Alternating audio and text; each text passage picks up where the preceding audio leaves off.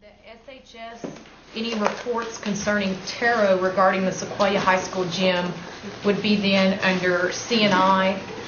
But if there's, I have only briefly looked at the report. If there's questions concerning financials on the gym, that doesn't have to do with Taro, so that'll need to be an agenda item on executive finance that we'll have to address. It's because I wasn't sure where that report was going. Have I forgotten anyone? Is there an agenda? There is an agenda, but the only item is Taro's staff presentation to council, review of law, policy, and processes, discussion only. So that's why I'm bringing it out. So, Diane, would you or John like to come up for answering the Taro?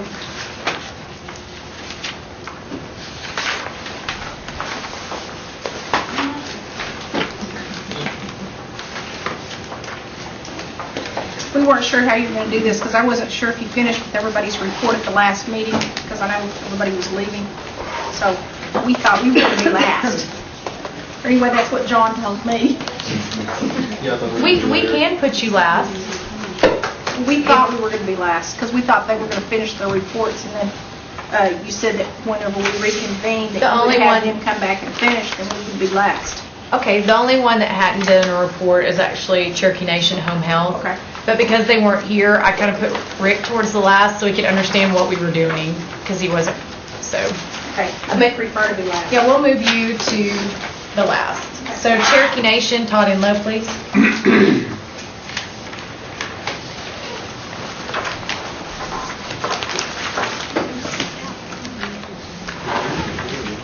Would someone step out and get Mr. Enlow, please? Oh, he's here. Busy. Working on computers. As I said earlier, the good time. I'm the bad side. That's the good side. He's on his way. Will he be some time, or is he? No, he's Okay. walking in the door. Sorry about that. Diane talked a little faster than I thought she was going to. Well, we moved her to the end.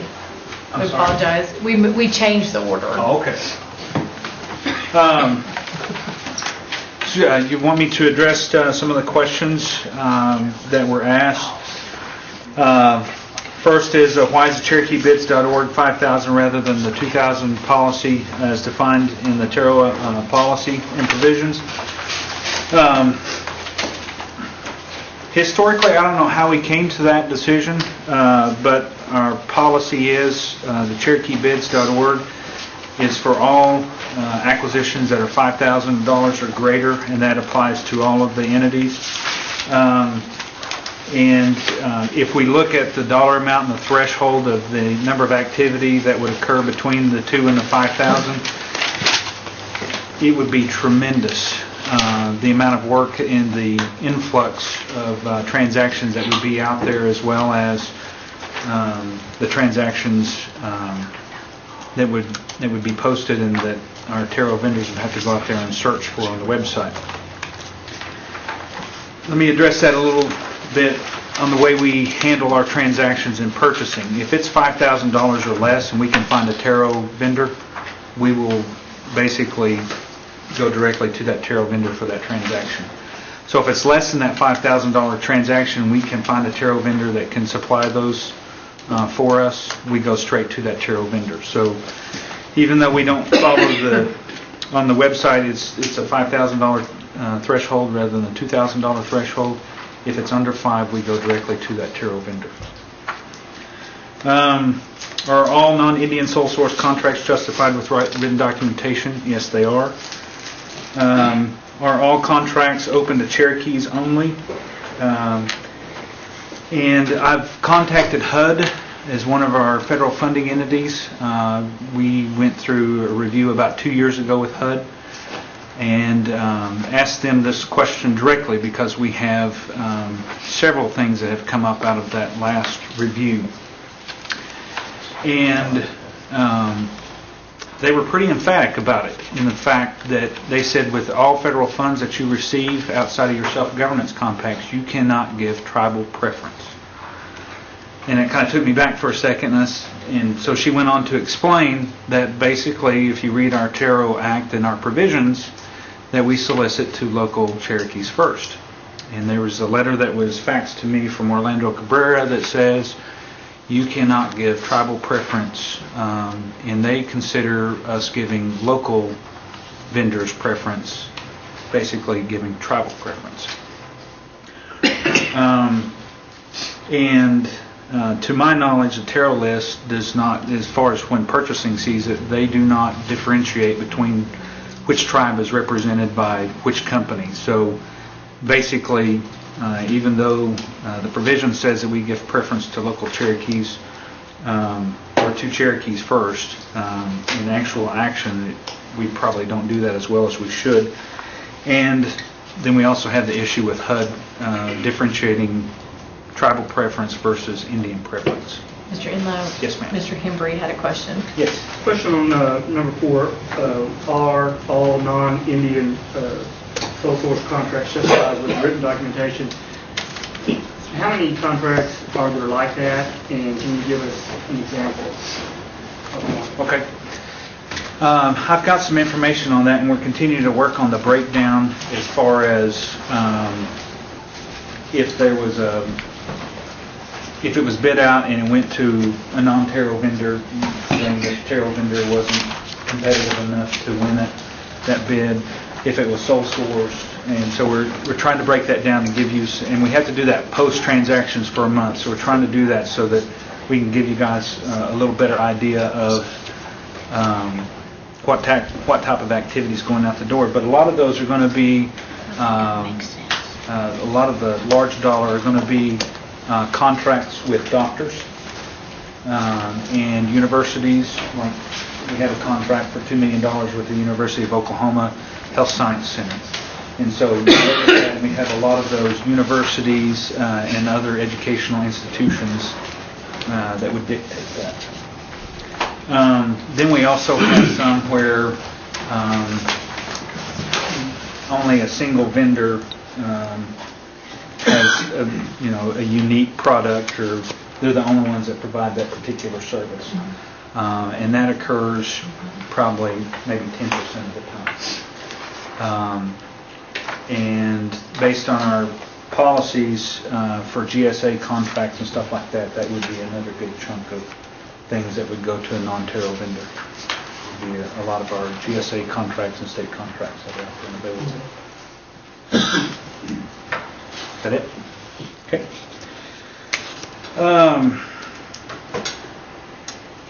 Question is the entity responsible for contacting Cherokees and Taro vendors, or is Taro? Cherokee Nation Purchasing Department actually contacts all of vendors, Taro or not, for acquisitions over 5K. So not only do we post to the website, we also try to solicit directly to the Taro vendors and either fax them or phone call them when there's a bid out there that they would be eligible for.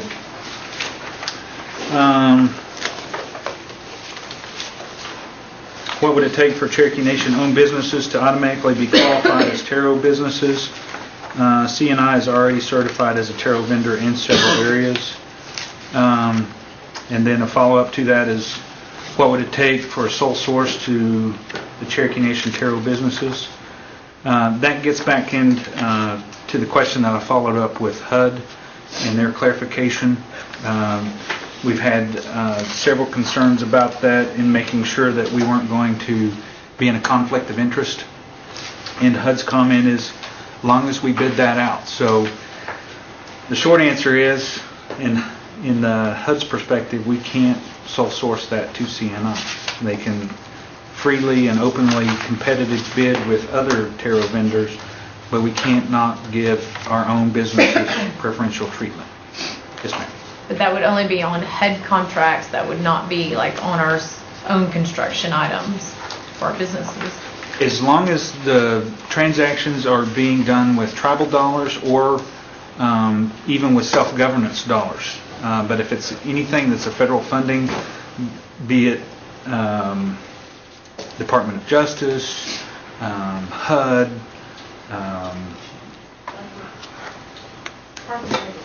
Yeah, Parks and Labor, the Department of Labor, Department of Energy, all of those other funding sources that we have that make up probably 30-40% of our total funding, those would have to be competitive bid. Thank you. Fire sole source contracts not filed with TARO, including justification and FOIA applicable. To my knowledge, there is no policies and procedures that defines that, but John had asked on a transaction that we had some time ago, and we freely give those to TARO if they ever have a request for those. And we also try to include them on any big projects that we have to make sure they're on site there, especially when we have staffing issues. Mr. Baker? Clarification. Yes, sir. Example, the Muskogee Clinic. Okay. Passed a bond issue to actually build the building, even though we were under contract with health for staffing it, and you got it. How would that construction cost? Since we're actually building the bond dollars. Oh, as far, that would be treated as travel dollars. Travel dollars. Good. Okay. Thank you.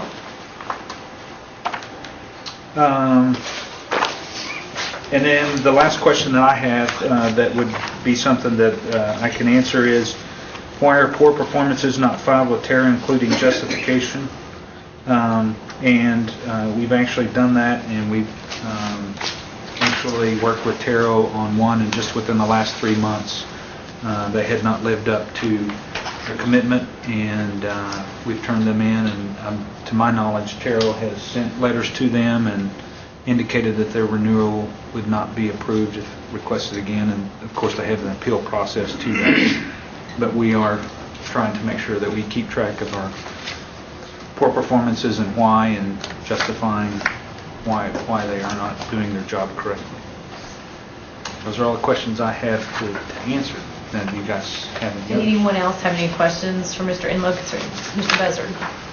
Todd, I don't know if I would say this is a question, but we talked about HUD funding. What about other fundings now for Native American-owned businesses? Now, I do know that, I'm not sure where these funds come from, but at one time we were doing a water line out here to the Moody's area, and that specific funding had to be bid first to Native-owned contractors. I don't remember where those funds come from, whether they were ICDBG or whether they were NAHAGA funds or where, but there was a certain case that I remember doing. I think they were ICDBG. And that's one of the challenges that we run into here on the government side, because HUD requirements are going to be different than the Department of Labor, and the myriad is different. So you're talking about several different scenarios if you actually look at them, because this one particular project, we had bid it out to just bid it out, and actually come back and found out there was a policy or a law that said we had to bid that to Native American-owned firms.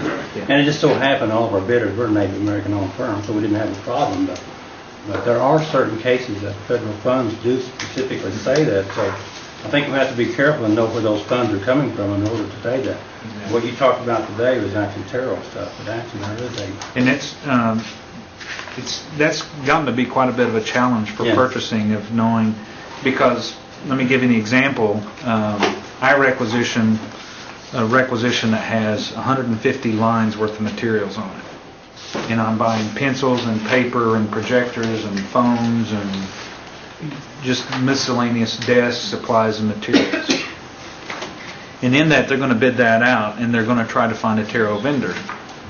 But the challenge that we run into is every one of those lines can be charged to 4 different activities or accounting units, and they could be coming from 4 different funding sources, and each one of those funding sources for every line has a different requirement. So it can be hairy at sometimes, and a lot of times we have 1 or 2 line requisitions and they have 1 funding source, and it's not a big issue, but we have alerts to the buyers to say, look for certain funding sources and make sure you follow these transaction processes to make sure that we don't get in any trouble with some of our federal funding sources. Did anyone have any questions for Mr. Enlow? Okay. Then I think Cherokee Nation is done, and next we'll have CNE. And while CNE is coming forward, Councilwoman Fishing Hawk had a question. If you're not aware, in your book, the February 11th book, the last 3 pages or 4 pages, there's a 3-page email where I ask like 24 different questions of Cherokee Nation, CNE, CNI, CNHS, and such. And hopefully, they've either been provided in writing, like actual questions that Mr. Enlow went over are answered in writing in your booklet, but we have not gotten from CNE the documents that were promised, such as the white paper, so we'll need those in writing as well. Gina sent those.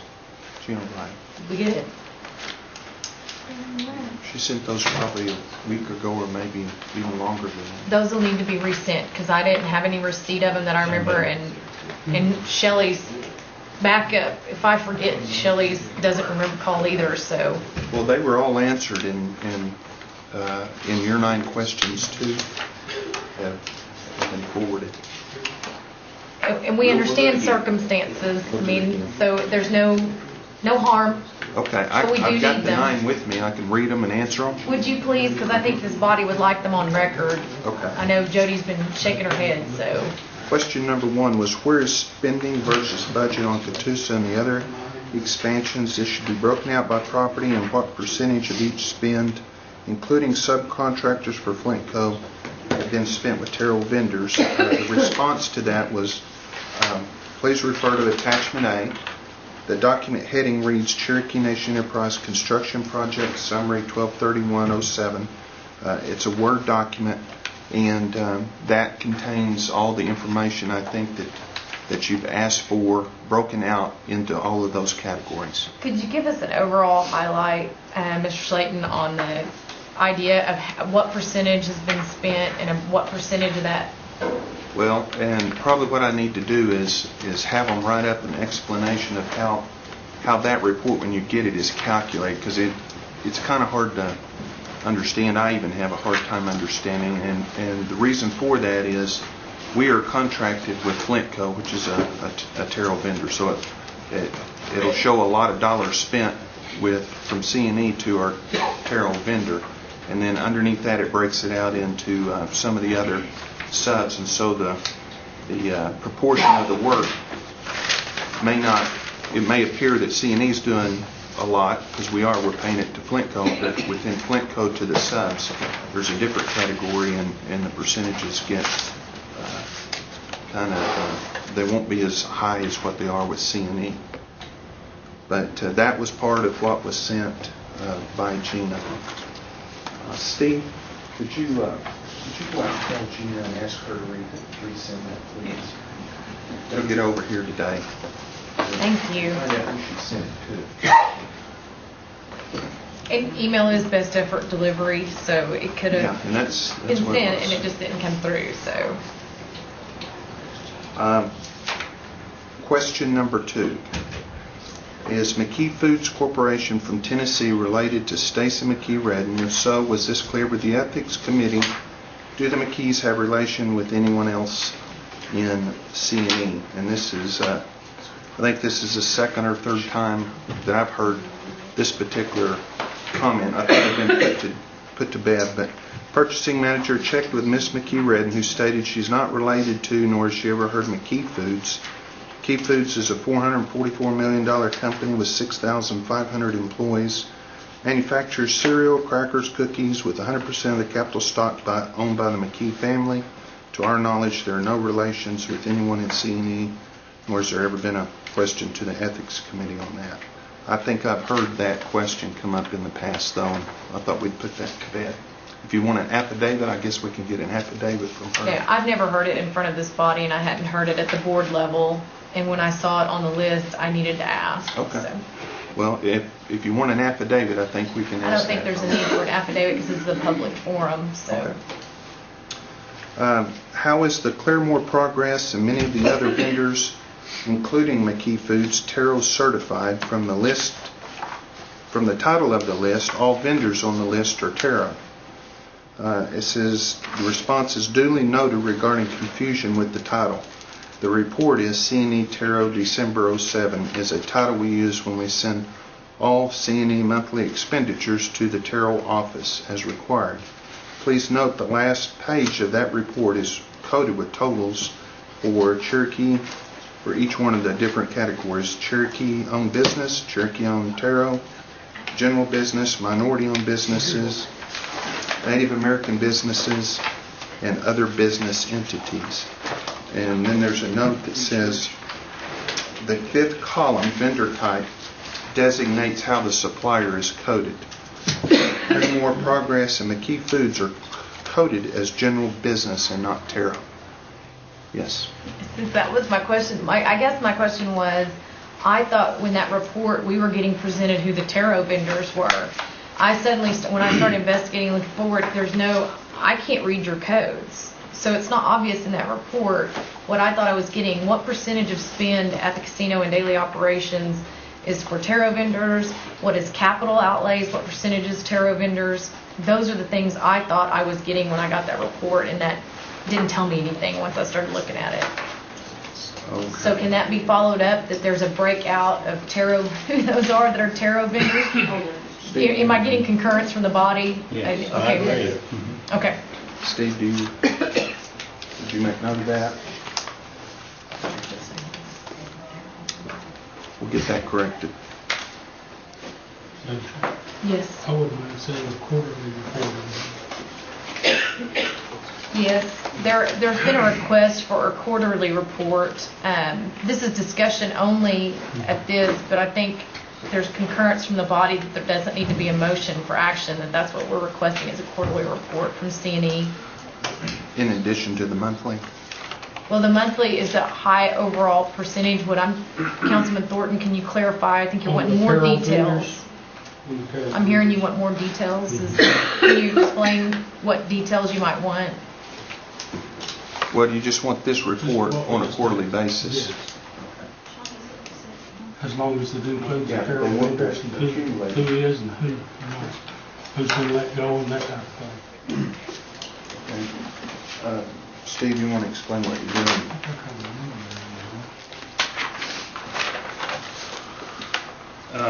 I'm not sure everybody got the report is probably mistitled because it's all inclusive, but the COT fifth column lists the Taro suppliers for the month. What we need to do is take that, summarize it into these categories, and give it to this group quarterly. And I guess you're giving this monthly. And it is Yeah, summarized. it's summarized on that back page. That's what I was saying on page 5. In fact, it was $2,194,000, 14%, and this fifth column right here. Okay, the report is in your packet, and let me understand so that you're saying it's summarized, and that's at COBCOTGEN. Can you put it in very clear terms in maybe a single-page sheet? But what I'm hearing is they also want to know what the actual vendor and contracts are and the amount. That's what you couldn't understand So, in the vendor. but they want to know what the Taro part of that is. Yeah. This is a complete list of where you're spending everything, and they were more concerned about what Taro was doing. And then when we read this report, we couldn't see what was Taro and what wasn't. And that is Just broken down. Sort it by these things. Okay. And then we send that monthly. You send this to Terry, don't you? I To sent, John. yeah, and gaming. Okay. Yeah. Just keep sending that and summarize it quarterly into these categories. And you may need to explain what those categories are, so it's in Yeah. layman's terms and not C&E garb. We'll get there. Okay, jargon. Thank you for letting us interrupt you, Sean. Yeah. Please continue. No problem. Question 4 was how much are consulting contracts such as the Las Vegas marketing consultants, were they bid out? Were Cherokee vendors and Taro vendors given an opportunity to bid? The reply was, please refer to attachment B. The file is Construction Agreements 2. This is an Excel file that lists all of those, and I assume it lists what was bid out and what wasn't. Some of those consulting contracts have not gone through a bid process. Those are contracts that Dave has executed more or less as a sole source for a variety of business reasons. So there are some on there that don't go through that bid process. May I, first of all, go ahead, Mr. Inlet. Oh. I mean, Mr. Hembry. Too many Todds. Go ahead. And I didn't mean to interrupt, and I defer to the councilors. But the one that Las Vegas Marketing Consultants, who are they? What do they do? And I understand personal service type contracts, but I mean, how big are these contracts? I don't know off the top of my head, but there's a lot of them. Like the group that handles all of our media development, like the commercial development, the scripts for all the advertisement and things like that. They're based out of Las Vegas. They're in the gaming business. That's what they do all across, Class 3 gaming across the United States. So it covers a wide variety of things, and those contracts are, hundreds of thousands of dollars, I'm sure.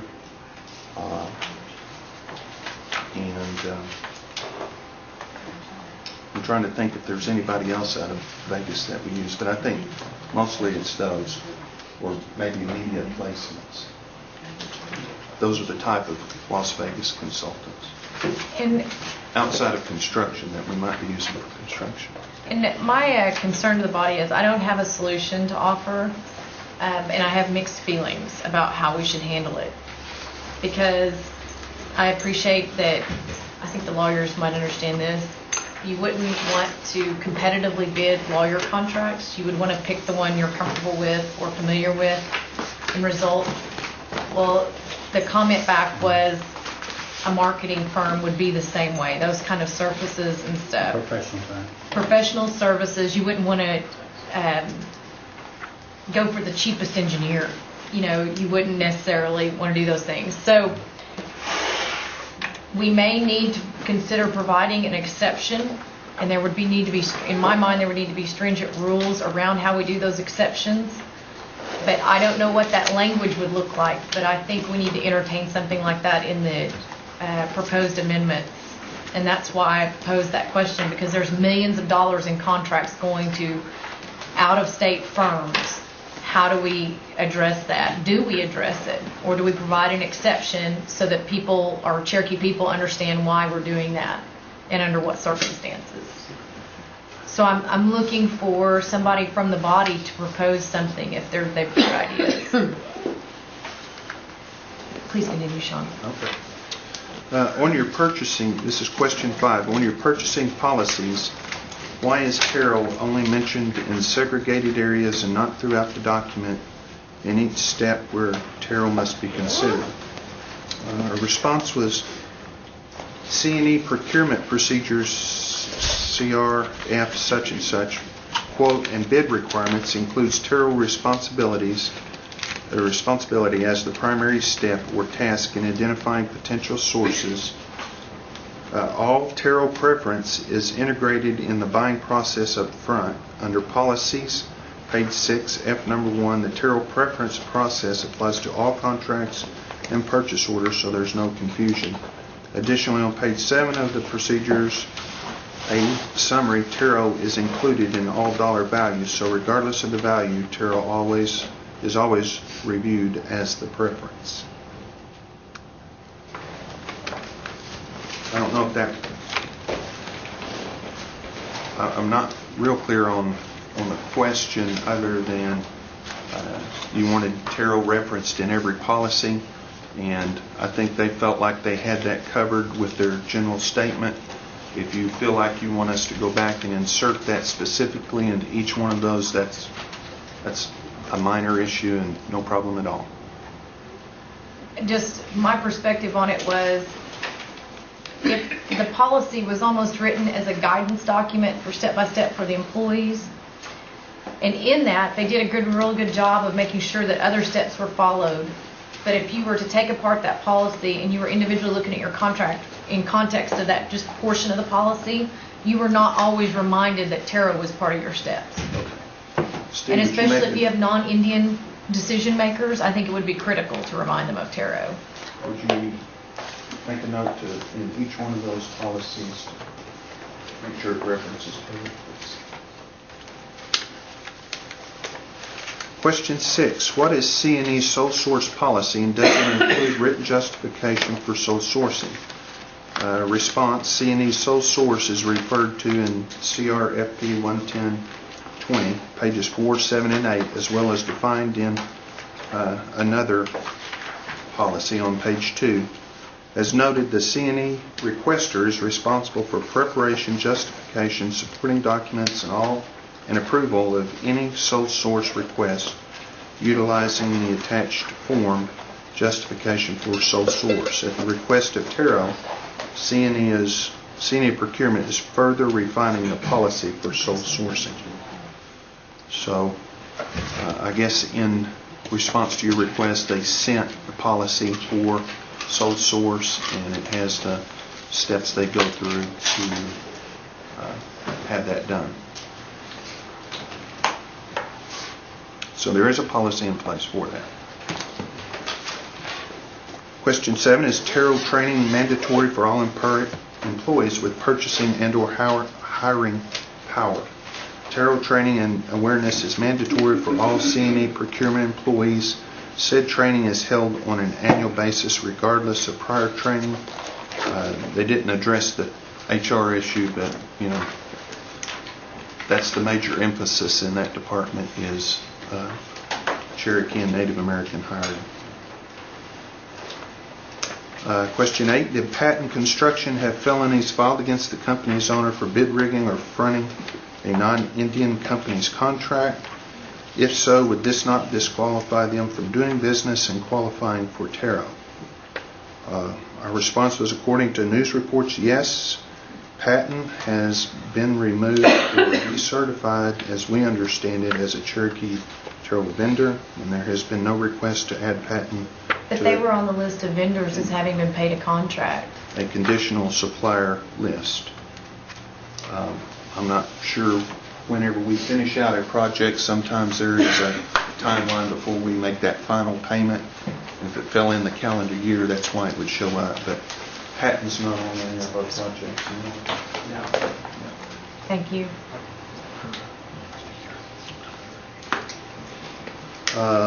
Last question was, will you have a white paper on the subcontractor bonding issues or options by January 31st? The answer was yes, and that was attached to that email that did not make that to you. We did. I prepared a white paper on how we chose Flintco's bonding, how that ended up on the projects, and what the different levels of bonding is for each one of those. And at the council's pleasure, we can raise those, lower those, do away with them, or whatever. We can, and I say we can do that. We can take your recommendation or your guidance on that, take that back to our board, and make sure that they understand, that this is a request coming from the council to either do away with them, relax them, or up them. Because they, when they look at their fiduciary responsibility for the company, they feel like in certain cases, bond amounts should be in place for the protection of the company and the nation's money. Mr. Hembry had a question. Thank you, Madam. Knowing that Taro voluntarily follows, knowing that what C&E voluntarily follows Taro statutes, would your business change, or how would your business change if the statute was amended to require C&E compliance with Taro? Because right now you're excluded as an employee under the Taro statute. Would your business change if you were required to follow the Taro statute? Well, I would probably have to defer a little bit to Steve and maybe Jerry Crew on that. My instructions to everybody has been, as much as possible, we follow what Terrell says. In fact, there shouldn't be any deviation from that.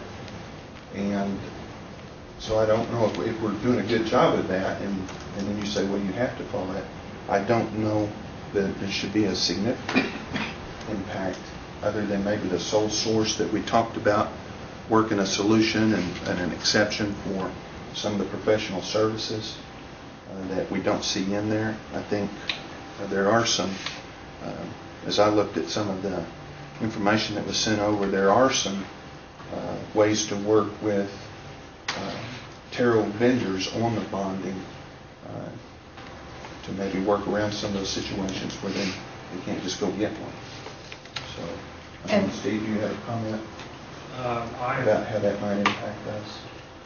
don't think so, except maybe on the $2,000 rule.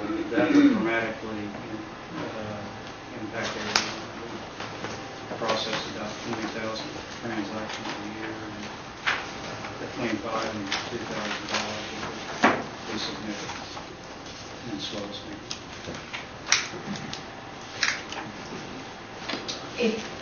And I'm concerned kind of about that dialogue, because from my perspective, and I'm not enforcement, I'm a legislator, but the way I interpret the Terrell law, the way I read it, C&E and some of our other entities are not complying with, I think, the spirit of the law. And one of those is because of this white paper that Terrell law and Terrell policy provides that we go to greater lengths to provide some kind of bonding mechanism that makes sense for our smaller companies as we break down those construction contracts and other things to enable them to participate in the money we're pumping into the economy. So, I don't know if there's any of the other... Did you want to respond, and then Councilman Buzzard? We're all happy to do that, and we have tried, and I say we, and that includes Flintco. So, I guess I look forward to your white paper, Councilman Buzzard. I look forward yeah. to the white paper also, but my comment or question is, Sean, is I think one of the council members may have asked this the other day, is that, as Flintco's a general contractor, they put up the bond for the job. And what I heard the other day is that C&E was requiring the subcontractors, which are Terrell people, to bond also under Flintco. Now, that doesn't seem to be the way the business should be run, or the way normal business is not run like that. Right. I know we've done some contracts here at the Nation that our general contractor put up the bond for the whole particular job that he was doing, and he got a subcontractor. He didn't go out and ask those subcontractors to be bonded, but it seems to me like with C&E's policy that we're knocking a lot of these native-owned firms out from bidding, because I know that a lot of them don't have the bonding. Okay. And that's kind of a problem, for us. I took that back, and I think the white paper does kind of go into the explanation of that. First, Flintco on these jobs is construction manager, not general contractor.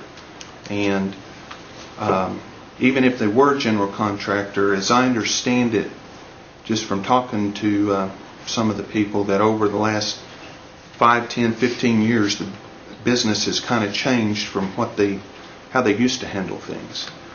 And in that white paper, I think it will point out that the reason that we chose to do that is because we didn't want to double bid. We didn't want the company, C&E, to have to pay twice for a bond. If we ask Flintco for the bond, then Flintco is going to have to turn around and ask for the bond from their subcontractors, because their bonding company will not let them bond a project of $250 million or whatever it is for all 3 projects without having some assurance that whenever they turn around and sub that work out, that subcontractor is going to perform. Mm-hmm. So what ends up happening is the sub is going to put his bond cost in his bid, So we pay for that. And then Flintco is bonding on top of that, so we're getting charged twice for the bond. So what you do is, what's been the practice in the past is the subs provide the bond, and they put that in their bid, and we pay for that. And that's detailed in that white paper. Did anyone else have any questions for Mr. Slayton concerning C&E's policies or procedures? Yes, Mr. Soap. Yeah, Mr. Slayton, it's one thing to have a bunch of policies that covers every circumstance and every situation that one could conceive could possibly come up.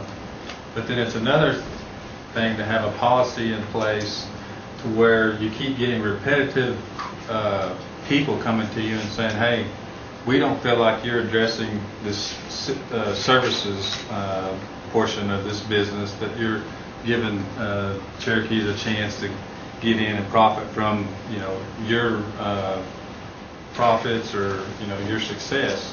So what are we doing right now to address those types of issues? Do you get them frequently, or do you not hear about them that often, or what's your take on that? I personally don't hear them very often, and when they do, that usually comes from this body because somebody's made a complaint. Now, Steve's directly in the line of fire every day on this, and I'm sure I know he and John and the office before them. Comment on it.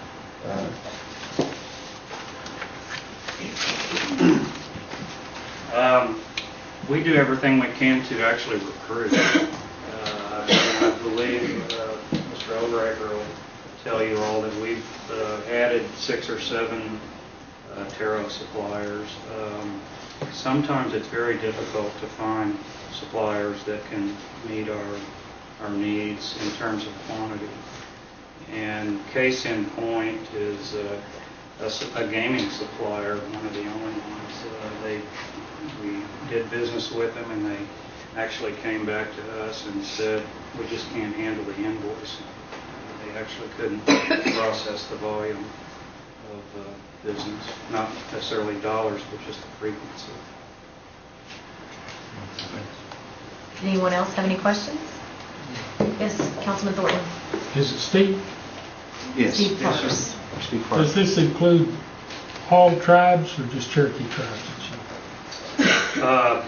We primarily we don't have very many minority-owned businesses within our supplier base, but it does include some. There aren't that many, but it's primarily Cherokee. Thank you. Any other questions from the body? We look forward we'll schedule the next meeting at the end, and their white paper will be on the agenda. Okay. One point of clarification on that, Gina did send a white paper, and it just didn't get passed out to the county. That's fine. We understand there's probably mitigating circumstances. We're okay with that. Okay. There's probably be an hour worth of questions just on that at the next meeting, so. All right. Or Do at we least- need to stay around, or are you done with us? Or? We're done with you as far as, does the body have any questions to them? Because we'll just have, Shelley will alert you to the next meeting. Well, I know Diane I just has. got a comment. That I want to put out here is on the thing that you brought up a while ago, Kara, about putting the taro into each one of the sections that goes out for the policy. I think that's important because I think some of our supervisors are not keen on letting taro contracts bid, and I think we just need to reinforce that, Sean, in every one of our policy and documents that goes out to the supervisor. Well, we'll make sure that happens, and I'll tell you this, if you have the name of somebody that's not keen, we can help them be keen about that. And I know So Mr. pass that Slayton's on to very me. serious about that. Diane Kelly had her hand raised. Would you like to step I forward and address just wanted that? to make a comment that if, that C&E has been real good about working with our office, and I do want to state that. There are extenuating circumstances out there because of the gaming industry. We're not going to have taro contractors out there in a lot of the entertainment area. And as long as they're coordinating with my office, and John tells me that they are, And when he knows that they're going to do a sole source and he says, we don't have anybody in that arena, then that's fine, because we realize that even with the federal programs, even on this side of the fence, there's going to be some things that in the health area or in education area, we're not going to be able to supply the things that they're needing. So there's always going to be a need for sole source. Ms. Kelly, There's not that many Indians out there in some of those does your areas. office then take the next step and report that to Anna Knight as an opportunity for new businesses? Or can we do that? Would that be possible?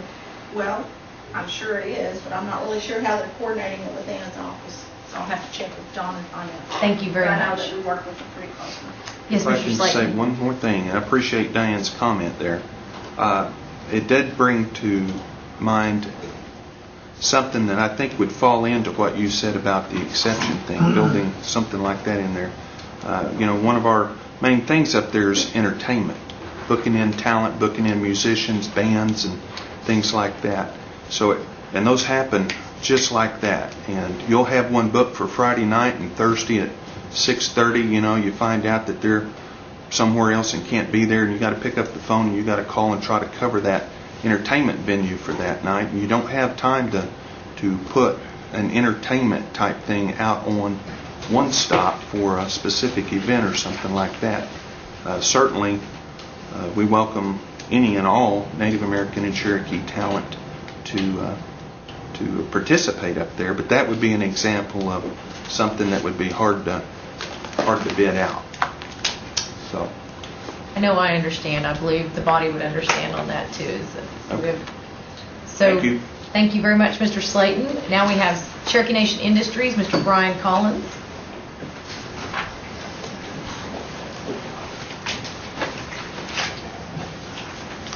And I think the only thing he had to bring forward was the Sequoia High School report, Right. Jim report. I did submit a report this morning, so And I think this is information we have seen before. Maybe some of the new folks haven't got to see it because this was an issue that was resolved some time ago or looked at. But if you have questions pertaining to taro policy or vendors with respect to this report, I would entertain them now. If you have questions about the money spent, we need to make that an agenda item with Chairman Jack Baker and bring that up at Executive and Finance at a different time. So did everybody get the report, the confidential report on the, okay. Does anybody have any questions concerning use of taro vendors or implementation of taro policy? Is that a hand? No. Yes, Councilman Buzzard. Brian, we've talked about this before, but I guess maybe you could enlighten this body a little bit more as to why we're not bidding on some of those jobs at the casinos. Like concrete work, electrical work, and those things like that, since we're a taro, C&I is a taro vendor. I don't know if we've ever, as construction management, ever bid on a particular job there. well, construction management did the construction management project for the Tahlequah Casino as a turnkey. And what I guess what you have to look at is we're not into pouring concrete. Basically, we're into construction management services, which my viewpoint, and it may be different from others, is we should be an extension similar to picking an architect. You talked about picking engineers, picking your project manager support as professional service. And that's where our job is, to go in there and help break the packages down and help the entities comply with the taro policies and processes. The nation is our only customer. When I say the nation, C&E, the nation, any entity, health services, that's our customer. That's what we've designed our model around. We don't have bonding capacities. For our division to go out and be successful, to broaden its ability, is we're going to require bonding capacity. So, to answer your question is, we look at all the projects, we bid them. We don't have a master agreement in place today with the nation. We look at each project independently, We go in there, we cooperate, we work with Todd, we try to help with the budgeting and the scope. And on the projects that we get so awarded, we take that project and we manage it for the nation. We may act like a general contractor because we handle billings, but we do it all under the scope of the policies. You know, whatever the owner's policies are. So, And, you know, the reason I bring this up is as an example is what I'll try to put out here. Is C&E, say I'm taking West Salem Springs and probably be at Catoosa. They bid out the electrical part of the building. It's probably a 10 or 15 or $20 million contract. Why couldn't you go in and contract that and be the project manager for that? Then you go out and hire the people that do the job for it. I mean, instead of some company coming in and making a profit, we can make the profit at C&I. And I understand it's probably the bonding issue right there that you can't do that. But I think that's something we need to look at is some way to get C&I bonded to where they could pull those contracts. but we don't bond. I mean, if we were to do that for C&E, we would not have to bond. We would have to make sure the sub bonded, not so much that we would bond. So instead of General Electric getting the contract, C&I could get the contract and make a 10 or 15% profit off of that instead of General Electric. So they're going to go out and hire subcontractors to do the job anyway. Right. So that's my point. That was my whole point of trying to get C&I to bid on a particular job like that. You know, I'd like to see C&I have those dollars instead of General Electric, whoever getting those contracts. But basically, you'd be doing the same thing. They're bidding them because they're a big company and can get their people to go out and do the work. So, you know, and I understand, you know, bonding may be part of the problem. Well, that and also the core competencies and skills, that without the backlog and the commitment, it's difficult to go out and retain employees. Yeah, and that's part of the struggle that we have is that you gear up and staff up for projects, and when the projects diminish, you know, construction business, you know, your retention is very difficult to keep people on. So having the commitment, you can develop the core competency and go out there and hire and put the Cherokees in place. Don't manage backlogs. I understand. You take GE, they've got their company, they've got their electricians and stuff like that. Exactly. But it's just some way that it just irritates me that they're making the profit and we're sitting here at C&I and we can't do that. It's just, our hands are tied to a certain extent. I understand that. Anyway, I just wanted to bring that out. Did you have any other questions? Councilman Bozard? No. Councilman Avery? Thank you, Madam Chair. Brian, we talked about creating the core competency, you know, crew.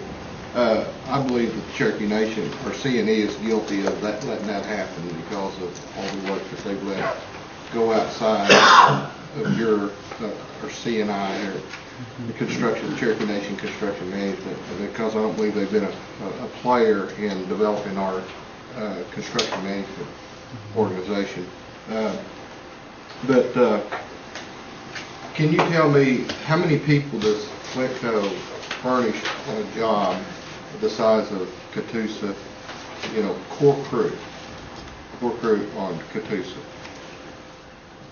or West Salem, either one? I couldn't tell you off the top of my head, but I would imagine just on the Catoosa could be, anyone from C&E State. I'm going to guess a core crew based on my experience with the original resort build. They probably had 10 to 15 core crew identified as project management, site superintendents, somewhere in that ballpark. So don't hold me to it, but I think that's a ballpark. And I totally agree that's probably about where the numbers are at. And so I don't understand why C&I could not handle that type of a project if you had the right people in place where you're able to hire them people. Because back to what Sean said a while ago, I understand construction management is not like it used to be. Or it's different now than what it used to be as a general contractor. I don't agree with him that construction management cannot bond a project, because I know they can, because I visited with my bonding agent and they told me they can. And so somebody's waffling there on that little issue, but I just don't understand why C&I can't put together 10, 15, 20 people, core people, to build a project that size if you bring in the right people and the right staff. Then you continue to grow to the next project. The C&E's cutting us out of And the money, instead of it going to Flintco, would go to the Cherokee Nation. So all that money's going to stay in-house as it's going to circulate and continue to build. So I don't know where we got away from it, because I know we was headed down that path at one time. But We were headed down that path. and I know we probably didn't have some of the right Yeah. people, but you can always get, Flintco got the right people somehow. You know, and it'd be different. I would really understand it more if I knew Flintco had a lot of big cranes and stuff like that sitting on the project, a lot of dump trucks and heavy equipment. Yeah. They don't do that, you know. So you guys don't have to do it. All you have to do is furnish the bodies. Construction management's about how well you manage your subs. Absolutely. Get the subs bonded and break that down. So I hear you. I understand. I mean, there is renewed talks that I have going on with C&E. You know, Mr. Slayton has been working with me on getting pieces of some of the bundled projects to us for the products. I mean, our company here in Tahlequah sells copper wire goods. So we're in the process of today of trying to submit bids for all the wiring, not so much the install, but the materials, to see if we can save them money. There's a lot of things that we do in that area. You know, we work closely with Todd, trying to help with assessments and budget and scope. But I think somewhere we got off track was to try to bring strength of the resources of C&E and the nation and what we offer to some type of a master agreement, some type of a program that establish the backlog. Because without the backlog, you can't make hiring and employee commitments. And I don't have that ability. I have to go in there and treat them like I do all the other companies and try to work hard to gain their business. And so anyway. And there's a question from Mr. Hembry. And this is 2 points. One, to follow up on what Councilman England just stated. You know, I was present when a presentation was made to this body by C&E about how do they expand on the businesses of what they've learned. And they talked about entering or creating IT businesses. They've got such a good IT system in the engagement process, security, etc. This looks like they would fit almost hand in hand. They've got, we're spending millions and millions and millions of dollars expanding on these casino sites, and we could be developing and putting together a group of core individuals that we could, at the end of this cycle, have a construction company that could go build casinos across the nation. You know, and that would be, seem to go hand in hand in what, already our objectives already are. But my question is, and I'll ask you the same question that I asked Sean Slayton, is that if C&I were required to follow the Tarot law and not be excluded as an employer, would your business practices change, and if so, how? I don't see that our practice would change. I mean, I feel like we're doing a good job with the compliance with the Tarot. Taking it down to the 2,000, that would be the only thing I could reiterate as well. It's the number of transactions. And majority of things under 5,000 are more I need it now type stuff. But like Todd mentioned, we do the same thing. We have Tarot suppliers. We make those quick 2 or 3 calls. If it's hot, take care of it. So I don't see a significant change in our business structure. Thank you. Does the body have any other questions for Cherokee Nation Industries? Did I hear that we need an item for another meeting? Do I hear anything from the body about what that item should be or what meeting it should go forward in? I'm going to make a recommendation then. I'm hearing that an executive and finance at a full meeting, the chair would need to be approached with an agenda item for further discussion on C&I's business as a contractor, construction contractor, and the use in our entities. Is that, I don't know that we need a motion. Does Chairman Baker accept that as an item? Yes. Okay. So we'll alert you to what that means. That's fine. The only thing I would mention to the body would be, it's not about C&I, it's about if there is another potential vehicle that can create revenue or create jobs for the nation It's not about CNI. It's not about. Fortunately or unfortunately for you, we're going to use your example as a vehicle to change the legislation. How's that? Okay. So, and then Councilman Thornton, I think, had a question for you maybe, or the Just body. the timing of this next meeting. It could be on the next regular executive and I finance. won't be there. It's not in my schedule. We're not on your I've got the schedule last either. Thursday. It's not on my schedule. You won't be able to be in attendance, is that what you're saying? Would it be all right with the body if it was at the March and with the chair? So this would be for the March executive and finance meeting to accommodate everyone. Okay. Thank you. You're welcome. Appreciate that. Anybody else? So that would be March 27th at 3 o'clock is executive and finance, and that would be an agenda item on it. Okay, thank you very much, Mr. Collins. Next, we have Rick from Cherokee Nation Health, and, well, it's Home Health, thank you, Home Health Services. Thank you for letting me come visit with you for a few minutes. We appreciate you being here. Primarily, I have some of the same problems that Cherokee Nation, CNI, or CNE have, but my budget's just a little bit shorter than theirs. The main issue is when it comes to purchasing, all of our funds come through Medicare or Medicaid, and so I have that same requirement to go out and get the lowest possible bid, but we always try to use Terrell vendors whenever possible. So the other issue is with employment.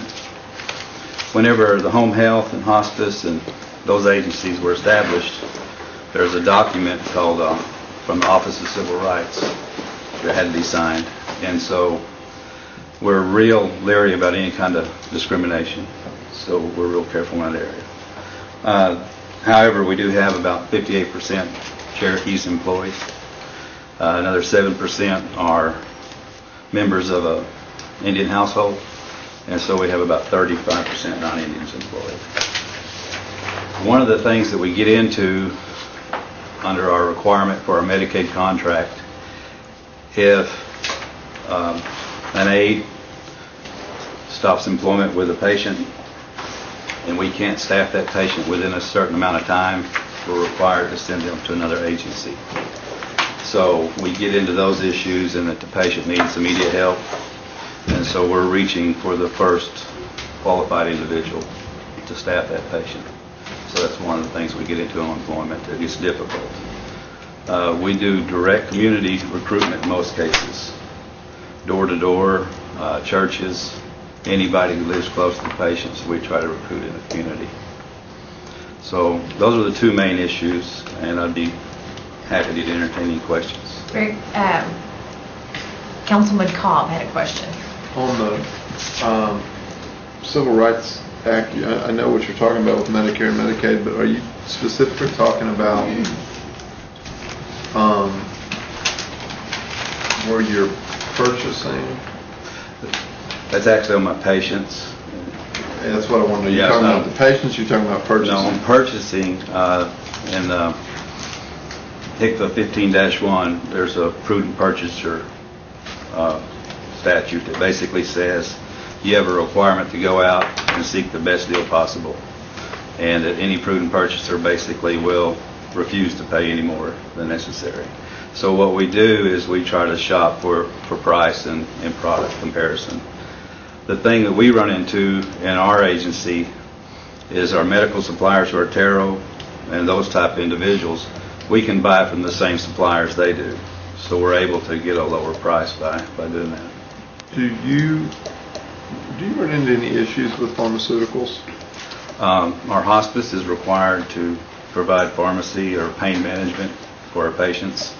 And in that issue, we try to use a local pharmacy that can mix those formularies for us and provide direct consulting for our patients. So we do use pharmacy from time to time for our hospice. Right. Do any, and I apologize, I don't have it in front of me, do any pharmaceutical, any Terrell vendors from? I didn't think so. I haven't seen any. Likewise, like we mentioned, new businesses, we use cost report accountants and, of course, home health software and that type of thing, and I just don't see any Terrell vendors listed. Thank you. I don't know, but only because of your questions, Councilman Cobb, that prompted me to think, is it a possibility for us to create our own pharmacy just to read those monies to come back through? Could we not use our own clinics as pharmacies? Well, the problem that we would have with our own clinics is we're required 24-hour, 7-day-a-week on call, and so we would have to have that medicine available at any time at a moment's notice for the pain management. Thank you very much, Rick. Did anybody else have any? Councilman Buzzard? And that's kind of follow up on your question there, Kara, but Rick, any collections that you make for Medicaid, Medicare, does that come back into those tribal funds then? No, we maintain all funds within our organization and use that for strictly operations. Okay, but actually those would be tribal funds though? Well, home health funds, owned by the tribe, yes, of course. Okay. So that would kind of lift the restrictions of what you could do with those dollars, I suppose, the way I see it. The unique thing about our organization is about 75 to 80% of our total budget is related directly to staff. And so my discretionary spending is really about 15% of my budget at best. And so you don't have much discretionary spend anyway? Not once I buy medical equipment and buy pharmaceuticals, I'm pretty much down to about 10% of total budget. Did anyone else have any questions for home health services? And Rick is doing an outstanding job, so if you're not familiar with it, please make a time and schedule a visit with him, because he's got some great things he's offering to our community members. Copies Thank you, always Rick. on. Thank you. Okay, so we're down to Tara. Boy, we're really doing well. So Miss Kelly or John, did you want to? And then what we'll do after they're done is we'll schedule the next meeting, and right now I've got notes for 2 different items at that next meeting and a proposed date. John answered all these questions, and I noticed that everybody's questions were a little different, because I was trying to keep up with everybody's questions, and I didn't do a very good job because some of ours are different. He didn't answer a few of them. There is some things that I wanted to clarify, and the reason that I wanted to go last was because I wanted to reiterate the piece about the federal funding, and I want to talk a little bit about, Todd was talking about the history on that ceiling. When we formed the Tarot back in the 80s, our general counsel was, help me, over Muskogee, Wilcoxon. And there was 3 of us that worked on those provisions at the time, and that ceiling was put in there because it was based on a mirror from other tarots and how they were actually operating back in the 80s, and that ceiling was the one that was used across the board with other tarots. And that ceiling amount for those bids going in, back so many years ago when we modified the Tarot Act, I think that's when that ceiling was raised to some extent because of the excessive amount of paperwork that was going in and out on the bids. So that's when that came about. So I wanted to clarify that. As far as the federal funding goes, we was in a meeting last week in Catoosa with one of the federal funding agencies. And every federal funding agency, whether it's HUD, Labor, they all have their own definition of what Indian is. Everybody does. And this particular funding agency was the Federal Vocational Rehabilitation. And their definition is that they are honoring state-recognized tribes now. And that was something that was clarified in our meeting last week. I'm sorry, who did you say that was? Voc Rehab. And they gave their definition of Indian, and they are saying that there are state-recognized tribes that they are allowing to get services. And so we asked for clarification on that, and when I came back, I talked to Melanie, and I told her, I said that this is something that they're doing, and she was asking about whether or not it was applying across the board. I said every federal funding agency has their own definition. It'd be nice if the feds could get together and come up with their own definition of what Indian is, and it stay across the board. But by them opening the door for state recognized, that doesn't apply with all of our other funding programs.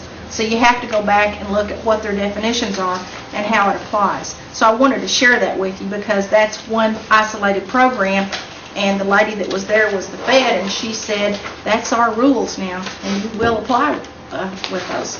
So if we have someone who comes in the door that's a state recognized tribe, they can get us for not giving them services. So with that, I just wanted to share that piece of it because we get new regulations from our funding agencies all the time. And there is another ceiling, like Todd talked about with Department of Labor. About 5 years ago, there was a lawsuit that was filed with the Department of Labor on discriminating minority-owned businesses and women-owned businesses. Whenever bids are let out for various types of things with Department of Labor, which could be Job Corps, they look to see whether or not we're applying that women-owned business, minority, and small business, because that lawsuit talked about those three categories.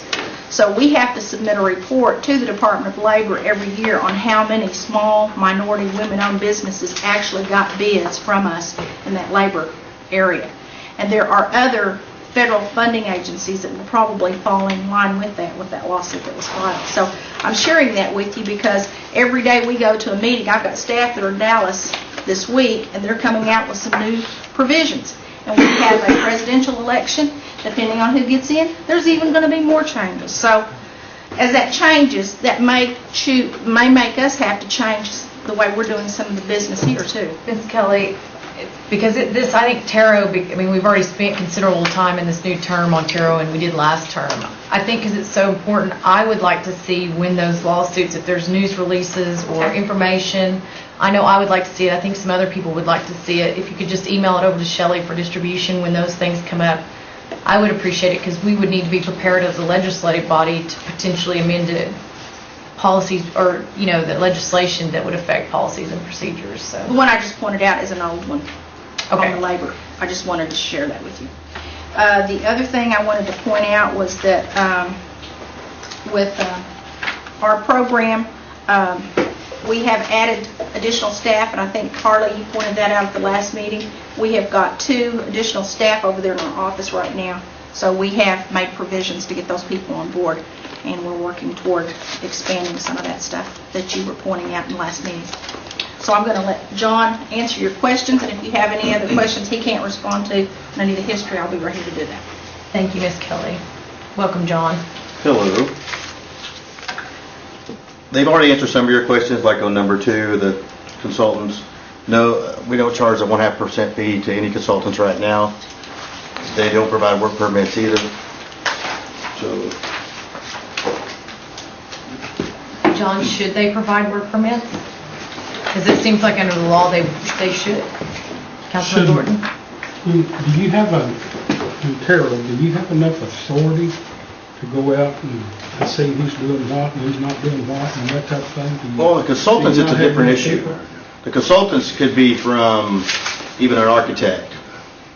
I don't know what architects they pick until they, like Alvin Boyd, they're set. They don't bid this process out.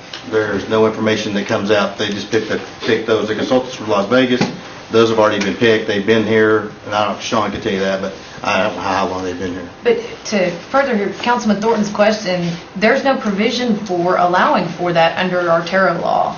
To allow that to happen? Yeah. No, there are no exclusions for them to do that. All contracts are supposedly under Taro. So I guess why are they not being assessed those fees and permits at this point?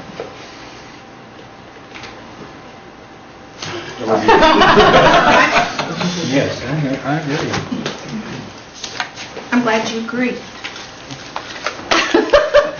The only problem you've got is that you have to remember when we actually started Taro, it was based on the construction that was going on in and around the area. Cherokee Nation was not in the construction business back in the 80s. We weren't building anything.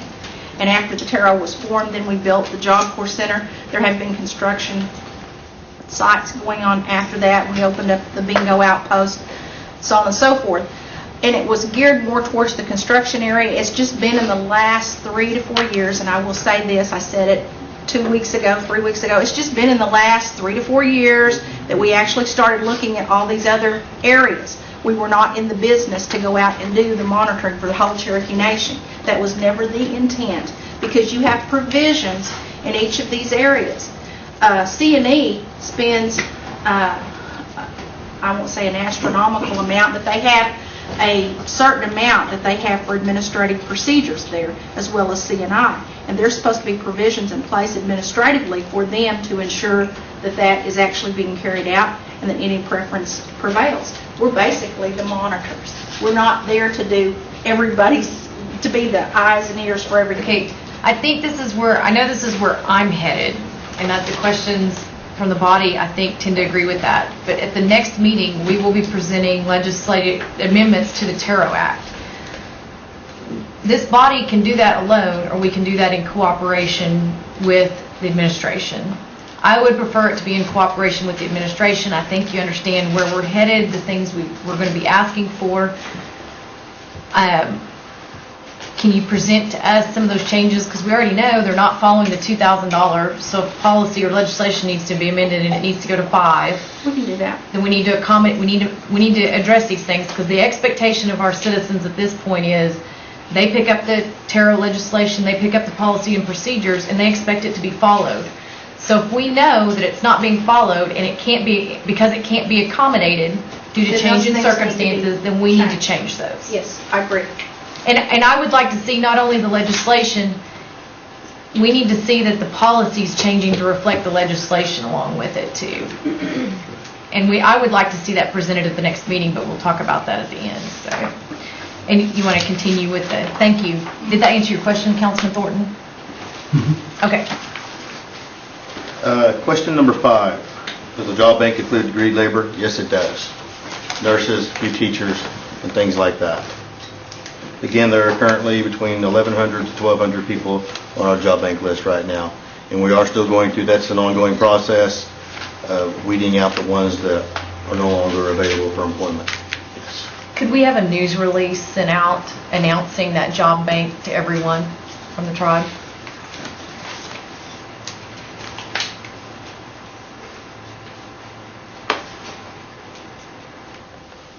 Thank you. You're welcome. Number 6, can Taro review our entities for discrimination based on wage statistics? Our entities, no. Normally what we're doing right now is on any contractors that are doing business with the Cherokee Nation. Our entities, we don't monitor that right now. Is there any reason why we can't? We never have before. Taro's set up for the outside. We're not set up for inside, correct? Correct. We're not set up inside to monitor the Cherokee Nation or its entities. We're set up to... Diane might have to answer this question, and I don't know the answer, so I don't know where this might lead, but how does the federal government do it? See, because they would publish theirs, so like a woman would know if they were being discriminated against, or a minority person. Because I often get the question from our employees at C&E, I'll pick on C&E, I often get the question that our women and some of our Cherokees think they are not getting paid proportionately to like a white male that might get hired. It's a word.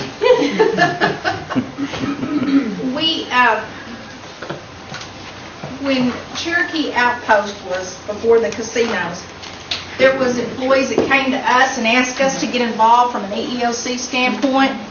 And believe you me, we opened the door. We had people come into our office like you would believe when it first started. And we finally decided that we're not the personnel office. We're not going to get in that arena. We're not going to get in that business, because ours was strictly to assist those people outside the confines of Cherokee Nation. There is a process in place within the Cherokee Nation, and it's called the Administrative Appeals. Okay, so like a C&E employee could go to that administrative... Yes, ma'am. I did not realize that. Yes, they can. So, okay. If their procedures, if their personnel policies and procedures state that, because I don't know what each of them's personnel policies are, but there is a personnel administrative committee. That is the committee that any appeals for Taro goes back to. And it's comprised of lawyers. I have Councilman Thornton, then Councilman Buzzard, and then Mr. Hembry. When I went to this Taro Act, that's one thing that initiated, and you'll have to read it, I brought it forward. is to have a Carol board set up where they can hear these problems, disagreements, and see if they can reconcile before it gets to a lawsuit or before someone has a problem. And when you throw it over on Cherokee Nation side, then you're throwing it into the arena of, they've got problems themselves, you know. And when you have a company or you have an individual that needs an answer, and we've got one person sitting up there that's got to give them an answer, where a board would come forward and listen to their grievance and make a decision on their decision, you know, with a 5-panel board or something of that nature. And- But that's in this. And we're going to discuss yours and some of mine and whoever else comes forward at the next meeting in depth. But I agree. Madam Chair, We have- that was in the amended version of the Tarot law and the act when we went through this 3-4 years ago. And it was the Administrative Appeals Board, and Laura Adair is the person who is charged with scheduling those, and we have referred people to that for that reason. And I think Cherokee Nation employees are very familiar with that process, but when we have issues with CNE employees calling, that's where I don't feel like they have an external way other than counsel, which is not good. Okay, so you're referencing this as CNE. CNE Okay. is not what, CNI, yeah, Cherokee Nation, I contracts. never have any problems, hardly ever. Okay. Maybe one a year compared to one a day or a week at CNE. Okay, I have Buzzard, and then I have Hembry, and then I have Soap. Is there anyone else? Okay, Mr. Buzzard? Just Diane or John, just a quick explanation on EEOC. How does that work within the nation here then? Can that be used for the employee's complaint? I'm a little vague on this EEOC. I know we get some federal funds for it, but I'm not sure how we use it. Well, we have had employees from other businesses, walks of life that have come to our doorstep, and we have actually served in a mentorship. We've also followed the guidelines, and if we felt like that they had a legitimate case, then we have consulted with EEOC out of Tulsa, and then we've assisted them in filling out the paperwork to file their EEOC complaint. Now, if they don't have a legitimate EEOC complaint, we'll basically tell them. But if they want to pursue it, that's up to them, and we direct them on to EEOC. But we can serve in that capacity of filling out the paperwork. The staff have gone through actual training in EEOC, and they know what the compliance issues for the Civil Rights Act is. Now, could they use the EEOC complaint area for Cherokee Nation employees? or No, we CNI? don't, because there is an appeals process through your personnel policies and procedures, and we have asked that they go back and review those and follow those. And there have been some cases where John and his staff have gone over to CNI on behalf of an employee and let them know that there had been a complaint come into our office and that they needed to go back and readdress the concern that the person had, and they have done so.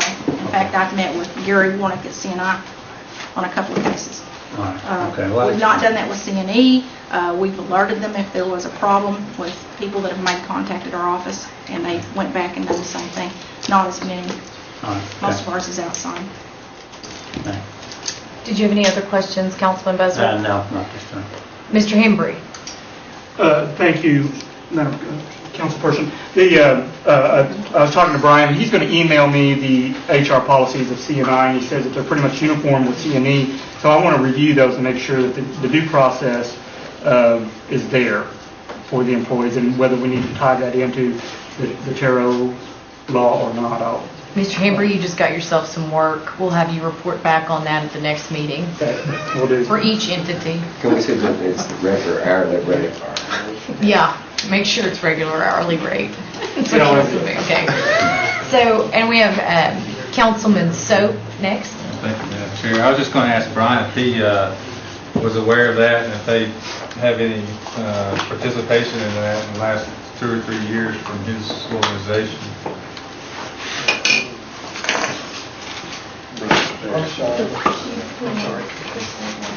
Yeah, I was just going to ask you, Brian, if your employees are made aware of that option, that they have, an alternative to go one step past, I guess, other complaint systems within CNI, and have they exercised that right within the last several years? I'm not sure if they've exercised it or not. Typically, we have a very similar policy with CNE and the nation when it comes to hiring, termination, discipline, and appeals, a hotline. It's been thoroughly rolled out through orientation and training. So the employees, policies and procedures are in place.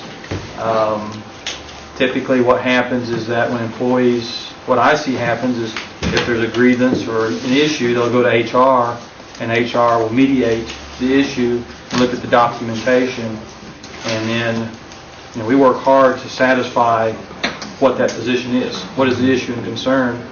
And we've not been having any issues that I know about. Okay. So, are they aware? I hope they would be.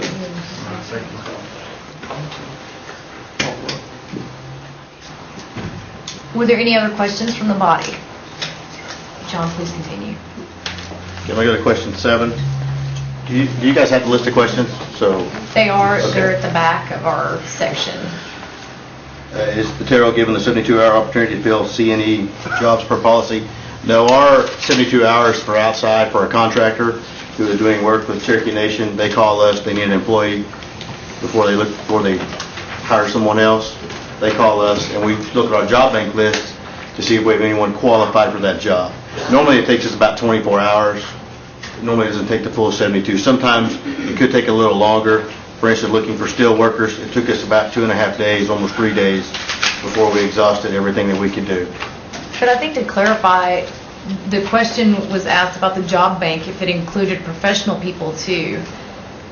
Because the way the policy's written, the legislation and policy's written right now, it would include those too. So if we were going to hire an engineer and you had 5 Cherokee engineers, you would have to have an opportunity to give them that before it was ever reviewed externally by candidates. Yeah, because it would just take a phone call if they were going to hire someone. And right now you said they do not do that. No, no one does. It's only our contractors outside. Question number 8, are we funding operating the trainee apprenticeship program as indicated in the policy? We are starting more and more OJTs. I signed off by 4 last Friday with Royal Electric for 4 electricians for apprenticeships. We are looking at, I believe Mr. Soap, did Mr. Doherty call you? Mm-hmm. Okay. We are meeting with them, I think, on Wednesday. So we are trying to find more OJTs for people to gain employment. And those monies pay for that on-the-job training? Okay. Correct. Coming out of the fee comes our Terrell fees. We use that money to pay for those. Thank you. Question number 9, are all job descriptions sent to Terrell for review? No, they're not. We don't see any job descriptions to review. And I'm assuming that means inside the Cherokee Nation or CNE, CNI. For those artificial barriers, because that's written into the legislation and the policy about that. As of right now, no. They aren't sent to us. Number 10 is indicated in the policy is Terrell rate to provide job counseling to employees to assist in retention. We would, in the Terrell office, we help in any way that we can. Right now, we don't. If this is inside the Cherokee Nation, my answers are going to be no. Normally, we don't do these things right now. Madam Chair. Yes. I want to, John, I want to go back to your previous question there on number 9. And I'm glad you're doing this with the electrical contractors, but are we also doing that, say somebody has a heating and air contract with C&E, when they initially put the bids in or get awarded the bid, are you going in and making that known that we can provide those type of trainees for that heating and air system or concrete or steel workers or? Yes, we do. But what we're trying to do first is to market this to our Terrell vendors themselves, so we can hire Native Americans inside our Terrell vendors to increase their percent of Native American workers. So, and we do have some outside. Royal Electric is not a Terrell vendor, but they want to start their own Native American crew. They want to start with Cherokee Nation tribal members. So we're going to help them with that first. But as far as a whole, we try to do Terrell vendors first. And I guess my question was, is are we doing it with every contractor that goes in there that works? We can. Like somebody got the contract for IT, put in the IT system for C&E, are we going in and talk to that company and saying, hey, we'd like to participate in your apprentice program, get somebody trained in it? We have not yet. Okay. The IT is a different side. A construction company coming in with, if they're going to pour concrete, if their core crew list isn't big enough, they have to go off our job bank. We have people coming in probably every 2 days or every day where we get an email, this person wants a job. We'll call Siloam Springs or Catoosa. It's more Siloam Springs, it's closer. Mm-hmm. And they've been, I think, Henry McLean, one of my firefighters, he found a job last week he's going to be a plumber, a helper. Carry pipe, cut pipe, that sort of thing. So when they come in and want a job, we always call them too as well to try to find them one. And that's good. And I'm just wondering, if we really are pushing our job training to those contractors, I think it's important. And you said you did 4 for Royal Electric. Correct, Royal Electric. That's a good start. And we're working with Councilman Soap on a gentleman needs, I don't know how many he needs, but we will help other people. I do have a couple gentlemen who want to hire some people to run heavy equipment. So, okay. And things like that. Is there any other questions? I guess, please continue. Number 11, are all contracts open to Cherokees only? First is indicated in policy section 3.3a, and then to all others. What the policies are now, for instance, CNI, CNE, and the Cherokee Nation, if a bid's over $5,000, they receive all the bids. Some of them are open, some of them are sealed. Example of CNE, because I've done more work with CNE since September than all the other entities. They have sealed bids, whether it be construction or most of the time in the purchasing side, they're sealed as well. They all the bids are open. And we look at each, whether or not they're Taro, and they look at the price of the bid. CNE is, and again, I have to use them as an example because they're the only ones I work with. Everything they do is in a rush. Whether it be the construction schedule, if you guys have seen the construction schedule for the expansion, it's mind-boggling. How these people do these jobs in that quick a time, it is unbelievable. That's probably the process. The process was already started before I got here, and that's a process that we kept. And plus, it's very competitive.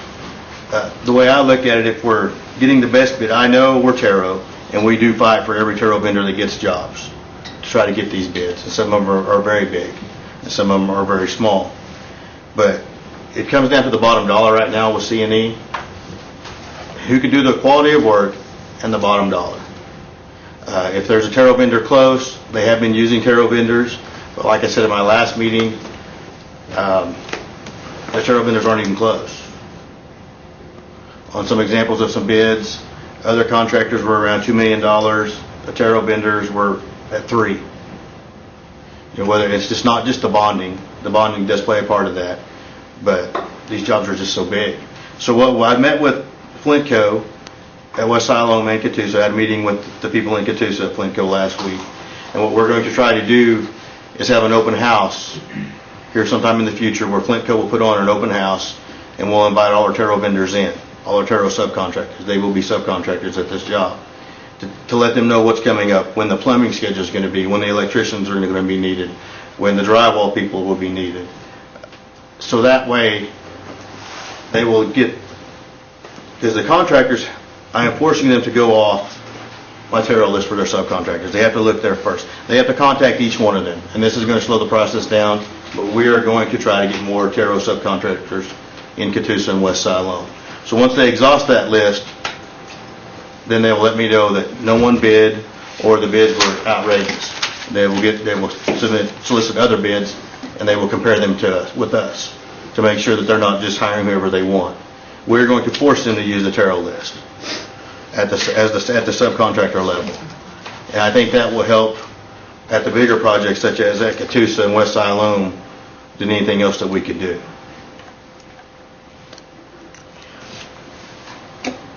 Yes, Councilman Cobb.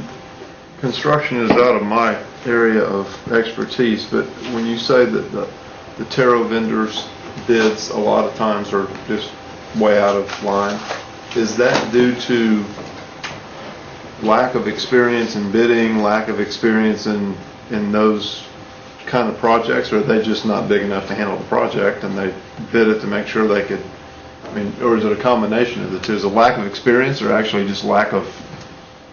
Well, it's a combination of a lot of different things. One, this project is so big. Two, the time schedule is horrendous. Even the bigger contractors are scared about the time schedule. 3 is bonding. 4 is for instance, last week they bid for the fire sprinklers. This was last week. They're not going to be putting those in until March. So the smaller contractors may need, and that's just fire sprinklers, but something else 3 months down the road. I don't know if I'm going to have enough employees to start this project, or they may be doing something else. A Terrell contractor may have 2 or 3 crews, but I may be busy when that starts. So that's another thing. You're bidding for something that's 2 months down the road, or 3 months down the road. And to make the decision now, for instance, the steel projects at West Siloam, when they bid that this summer, there was an abundance amount of steel workers. Who would have thought a lot of them would be in Kansas City and Dallas? Nobody knew that. Well, 4 months later, well, we need them now. Well, they're in Dallas, they're in Kansas City, they're in Oklahoma City. They're not going to come back. They already have a job. They're doing a project that they're going to finish. So that's the kind of things, too, that Terrell vendors have to worry about as well. So it's a lot of combination of factors. Okay.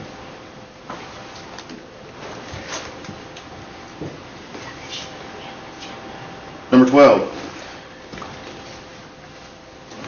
Is the entity responsible for contracting Cherokees and Terrell vendors, or is Terrell?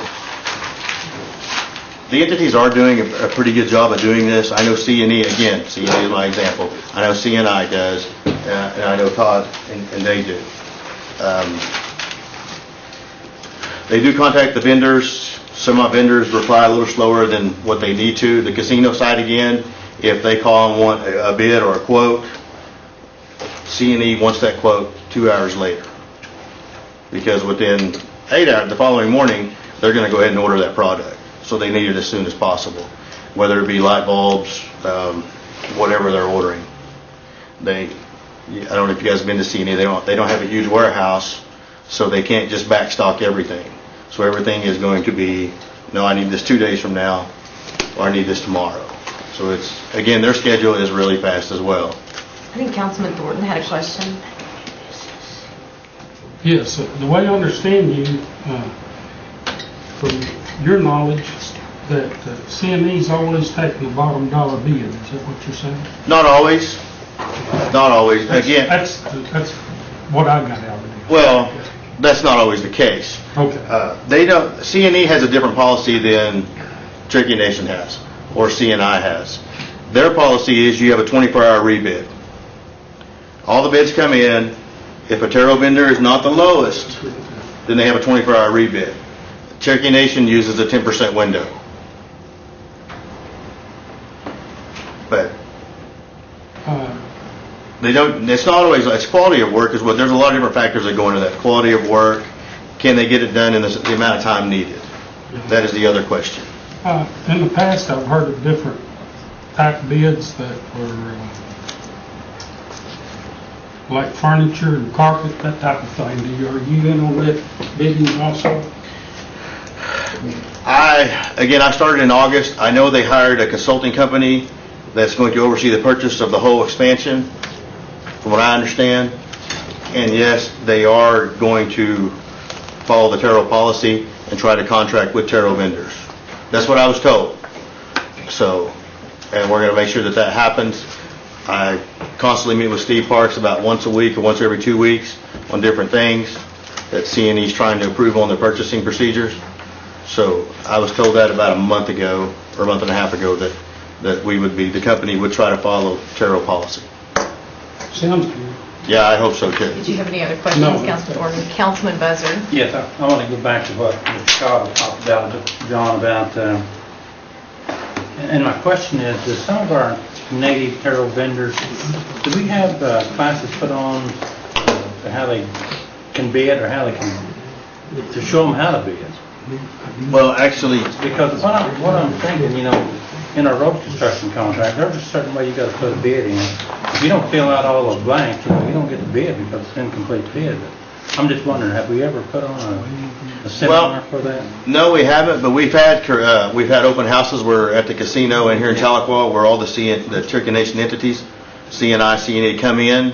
I know I'm she's going going to answer. to interrupt you because I think Ms. Kelly wants to answer that for you. Well, what I want to share with you, and I'm glad this is coming up, John and I met with Flintco last week as a result of Mr. Maxwell asking Karen Hall to get with us.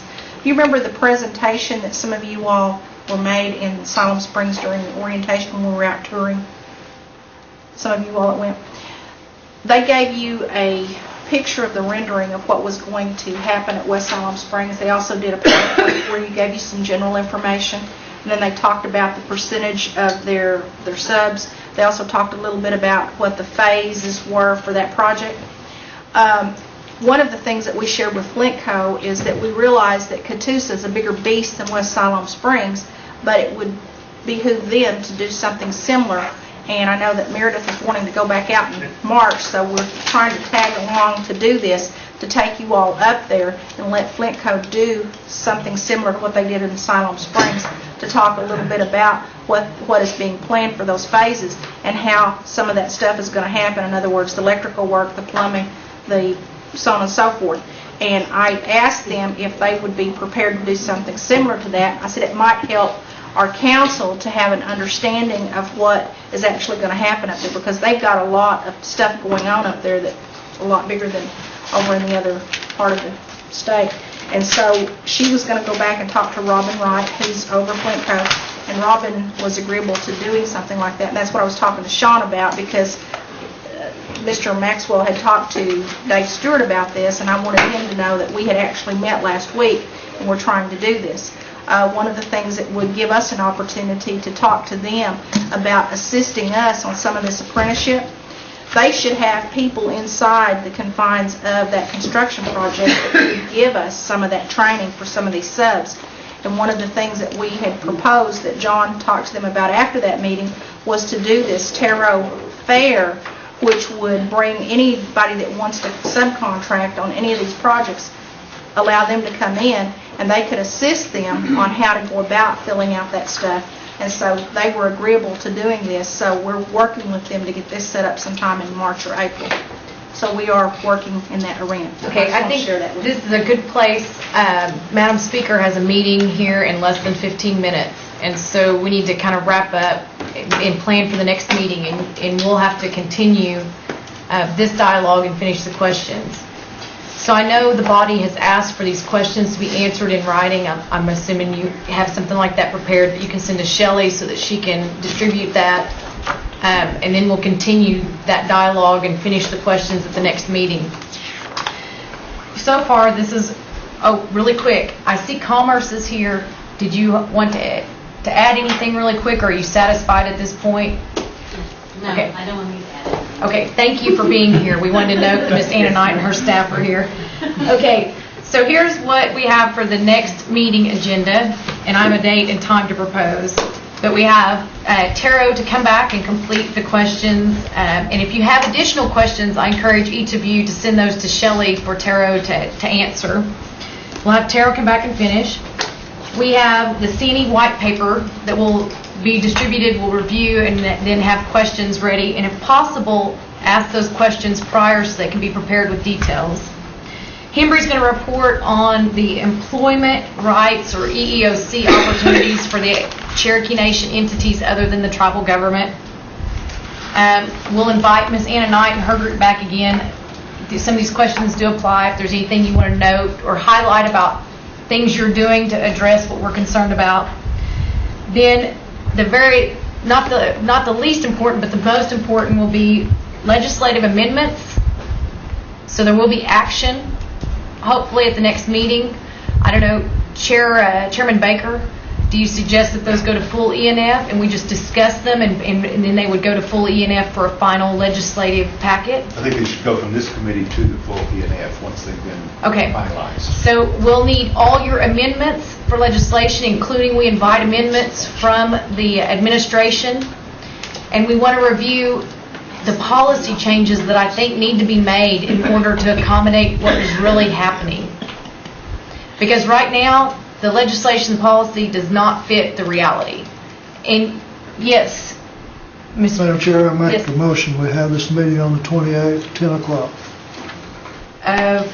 February, February, since we'll all be here, ready to go.